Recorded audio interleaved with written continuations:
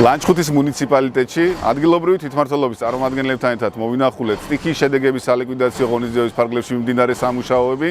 აღნიშნული ღონისძიებები საქართველოს მთავრობის ფინანსური მხარდაჭერით ხორციელდება, რომელთა ჯამური ღირებულება $24 მილიონ შეადგენს. სამუშაოები დადგენილი გეგმა გრაფიკის შესაბამისად მიმდინარეობს. დავათვალიერეთ სტიქიის სალიკვიდაციო ღონისძიებების მიმდინარე სამუშაოები ჯამში ლანჩხუთის მუნიციპალიტეტში ამ ეტაპზე 266 ობიექტზე მიმდინარეობს მუშაობა, რომელიც $24 მილიონ ღირებულებისაა. ესაა როგორც დაზიანებული საგზაო ინფრასტრუქტურა, ასევე ნაპირსამაგრები, ხიდები, სანიაღვრე არხები, გაბიონები, მუშაობა აქტიურ რეჟიმში მიმდინარეობს, რომლის ნაწილი უკვე დასრულებულია და ნაწილი წლის ბოლომდე დასრულდება.